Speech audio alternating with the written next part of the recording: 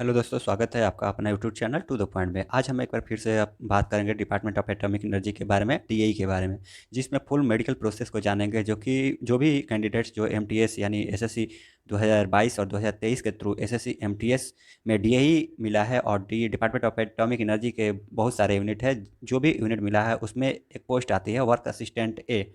Work assistant ए में आपका जो मेडिकल होने वाला है उस चीज़ों को बताएंगे। वर्क असिस्टेंट ए में एक बात और बता देते हैं कि इसमें 3 साल पर प्रमोशन होता है, पर ईयर 3% का इंक्रीमेंट भी लगता है। ठीक है।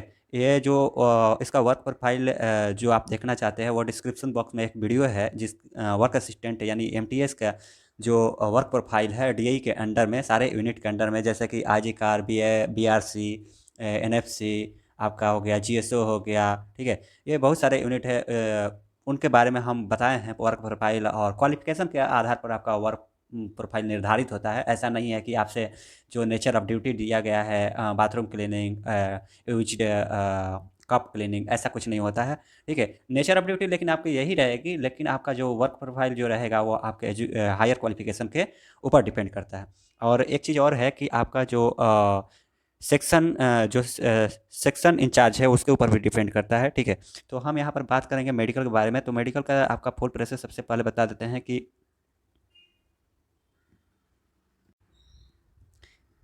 क्या है ना। सबसे पहले डी जैसे ही आपको ज्वाइनिंग लेटर मिलता है तो उसमें आपको ज्वाइनिंग लेटर मिलने के बाद आपको बुलाया जाता है यूनिट में। और यूनिट में आप जैसे ही जाएंगे को आपको डीएई का मेडिकल फॉर्मेट मिलेगा। मेडिकल फॉर्मेट मिलने के बाद आपको, ठीक है, मेडिकल फॉर्मेट मिलने के बाद आपको भेज दिया जाएगा डीएई के हॉस्पिटल में, जो कि बहुत सारे हॉस्पिटल है डीआई के, उसमें आपको हॉस्पिटल में भेज दिए जाते हैं। हॉस्पिटल में जैसे ही भेजा जाता है तो वहाँ पर आपको हॉस्पिटल सुपरिटेंडेंट, जो कि हॉस्पिटल का इंचार्ज जिनके पास होता है, हॉस्पिटल सुपरिटेंडेंट वो रहते हैं। उनके पास जाने पर उनका जो काम करता है उनका पीए, वो भी वर्क असिस्टेंट ही ज़्यादातर रहते हैं।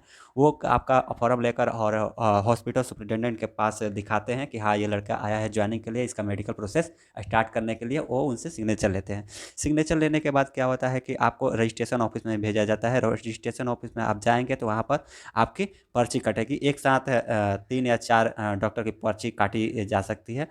मतलब वो लोग देते हैं। कहीं कहीं पर बहुत सारे है कि बिना पर्ची के भी मेडिकल प्रोसेस स्टार्ट होता है, लेकिन कहीं कहीं पर 3-4 पर्ची एक साथ दे दिए जाएंगे।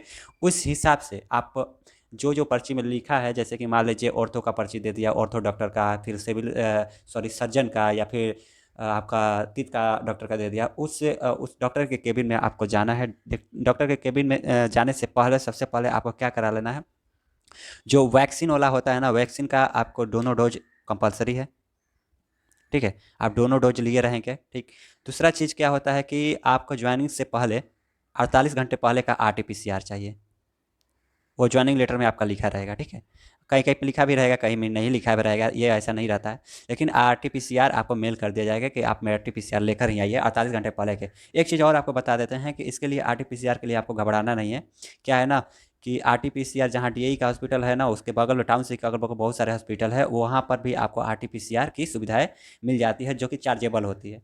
आपको बता देते हैं 700 या 800 के आसपास।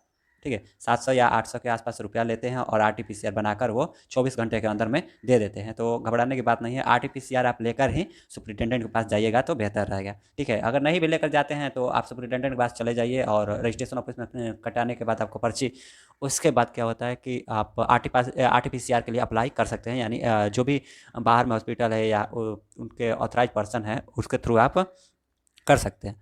अब हम यहाँ पर बात करते हैं कि उसके बाद पर्ची जो मिलती है एक्सरे की। एक्सरे होता है। ठीक। एक्सरे आप एक्सरे करा लीजिए। एक्सरे का आपका रिपोर्ट जो है 1 दिन बाद आपको एक्सरे का रिपोर्ट आपको दे देता है। उसके बाद ब्लड भी करा लीजिए। ब्लड जो होता है आप सुबह में कराएंगे यूरिन तो बेहतर रहता है। ठीक है। सुबह में बिना खाना वाना खाए अगर यूरिन कराते हैं तो बेहतर रहेगा। ब्लड पे ही आप ब्लड जांच करा सकते हैं। ये दोनों आपका कराना पड़ेगा। ठीक है। एक साथ 3 पर्ची आपको मिलेगी, जिसमें एक्सरे, ब्लड और यूरिन यूरिन टेस्ट का रिपोर्ट आपको अगले दिन मिलेगा। ठीक है। उस दिन भी मिल सकता है शाम तक, लेकिन हमको नहीं लगता है कि उस दिन देते हैं।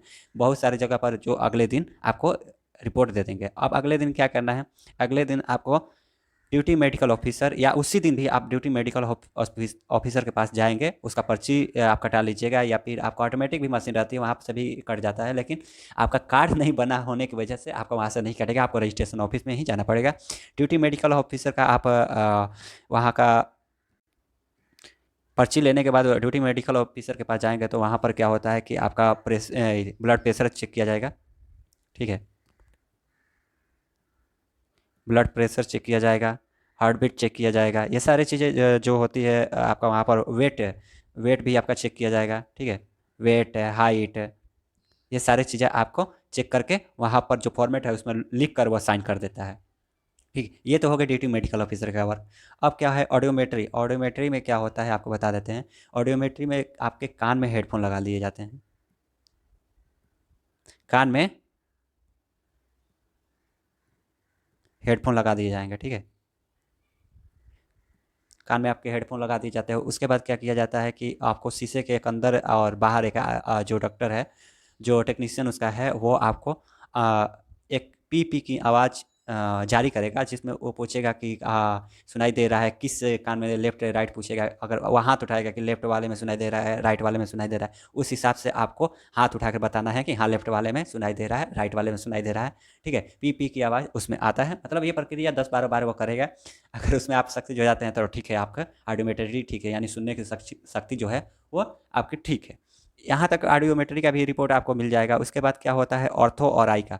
आई का भी आपको टेक्नीशियन उसके होते हैं, जो कि आई के टेक्नीशियन डॉक्टर पहले साइन करके दे देगा कि हाँ इसका चेक कीजिए। चेक कर आई टेक्नीशियन जो हो रहता है वो मशीन चलाता है, हमको नहीं पता उसको क्या बोला जाता है, लेकिन वो क्या आपका चेक करेगा, आपको कलर विजन चेक करेगा, ठीक है। आपका ब्लाइंडनेस जो होता है वो भी चेक करेगा। आपका अल्फ़ाबेट या फिर कुछ वर्ड है आपसे का रीड कराएगा कुछ डिस्टेंस पे बैठाकर, वो चीज़ें आई आई में चेक होगी, ठीक है। उसके बाद ऑर्थो क्या करता है, ऑर्थो आपका हड्डी का पूरा इंस्पेक्शन करता है, मतलब बाहर से ही हड्डी का इंस्पेक्शन करेगा कि क्या इनका बॉडी सही है या नहीं है। आई का तो आप समझ लिए ऑर्थो यही करता है। बाकी सब डॉक्टर आपको जिनका जहाँ पर साइन करने की जो जगह होती है वहाँ पर वो साइन करके आपको दे देते हैं, ठीक है। उसके बाद उसी तरह हर एक बात बता देते हैं आपको, यहाँ पर हर डॉक्टर का आपको पर्ची लेना पड़ेगा, ठीक है। ऑर्थो का, आई का, हर डॉक्टर का। मतलब आपको टोटल मेडिकल कंप्लीट होने में अप्रोक्स 7 डेज लग सकते हैं, 7 डेज। और 7 डेज में जो आपको रहने का जो है वो आपको डीएई के हॉस्टल प्रोवाइड किए जाते हैं, जिसमें चार्जेबल भी होता है, कहीं पर चार्जेबल भी नहीं हो सकता है, नहीं होता है। अगर आप सोचेंगे कि हमको डीएई के हॉस्पिटल में नहीं रहना है, आपको बाहर होटल में रहना है, तो आप होटल में भी रह सकते हैं। ज्वाइनिंग तक ये आपका चार्जेबल रहेगा। अब हम आपको बता देते हैं कि टीथ का भी वही सीन है। अगर आप पान वान गुटखा उटखा खाते होंगे तो टीथ वाले डॉक्टर पकड़ लेंगे आपको, और पकड़ के वहाँ पर रिमार्क कर देंगे कि हाँ ये लड़का गुटखा खाता है, खैनी खाता है, ये चीज़ें वो कर देंगे। यहाँ पर सबसे इंपॉर्टेंट जो वर्क रहता है वो रहता है ईएनटी डॉक्टर का, ठीक है। ईएनटी डॉक्टर का जो ईयर और नेक और थ्रोट का जो होता है, और ये डॉक्टर जो होता है आपको ईएनटी डॉक्टर का होता है। ईएनटी डॉक्टर के आपका पूरा टॉर्च से कान चेक करेगा, ठीक है। कान थ्रोट वगैरह चेक करेगा कि हाँ कान में कोई पर्दा वर्दा का दिक्कत तो नहीं है। ये सब चेक चेक करके ईएनटी डॉक्टर साइन कर देता है। ईएनटी डॉक्टर आपको उस फॉर्मेट पे 2 बार साइन करेगा। एक बार आपको चेक कर लेगा उस टाइम, एक बार फाइनल फिटनेस के टाइम वो साइन करता है। अब हम बात करते हैं कि जब ईएनटी डॉक्टर फिट कर देता है तो उसके बाद क्या प्रक्रिया रहती है। तो उसके बाद जो प्रक्रिया रहती है वो सर्जन का वर्क रहता है। सर्जन जो होता है वो फाइनल फिट करके आपको दे देगा, ठीक है। फिट करके दे दिया, अगर सर्जन फिट करके दे दिया तो समझिए आपका सारा चीज़ें हो गई। अगर आपको कोई दिक्कत है, पथरी वगैरह है या फिर आपके लीवर वगैरह में फैट है, तो आप पहले से ही उसके लिए तैयार रहिए कि हाँ कि कहीं डॉक्टर से चेकअप करा के उसका ठीक कर लीजिए, अभी से ही आपको बता दे रहे हैं। दूसरा चीज़ क्या है कि अगर आप सोचेंगे कि यार हम तो निकल जाएंगे मेडिकल में, लीवर फैट है या फिर पथरी वथरी आपके अंदर है या फिर कोई दिक्कत है, तो आप निकल जाए, तो ये नामुमकिन है, आप नहीं निकल पाइएगा। ठीक है, आपको डीएई निकालेगा नहीं, आपको डीएई निकालेगा नहीं, आपको उसके लिए टाइम देगा कि जाइए आप इसका मतलब इसका इलाज करा के आइए। आपको 1 महीने के लिए आपको एक्सटेंशन दे देगा, लेकिन आपको निकालेगा नहीं। दूसरा चीज़ ये होता है कि अगर डीएई हॉस्पिटल में अगर किसी चीज़ का सर्जन को पता चलता है कि हाँ इनके चीज़ में ये है, तो वो रेफ़र भी कर सकते हैं।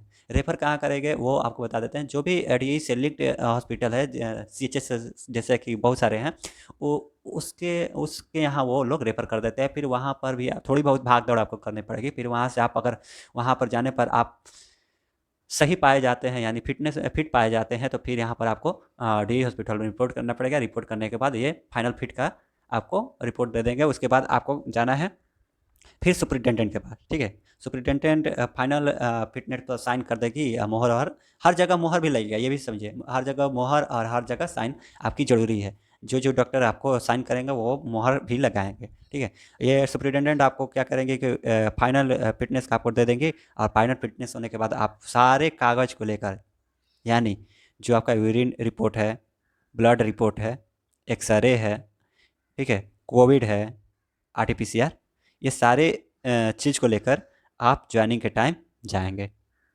और जो यूनिट है वहाँ पर जाएंगे, ये सारे रिपोर्ट को लेकर, ये सारा रिपोर्ट और फॉर्मेट ये सब जमा हो जाएंगे। उसके बाद आपकी ज्वाइनिंग प्रक्रिया स्टार्ट होगी, जैसे कि आपको insurance form, NPS, ID form, travel allowance का जो फॉर्म होता है, ट्रांसपोर्ट फॉर्म, एकोमोडेशन फॉर्म, वो उसके बाद भरवाए जाते हैं।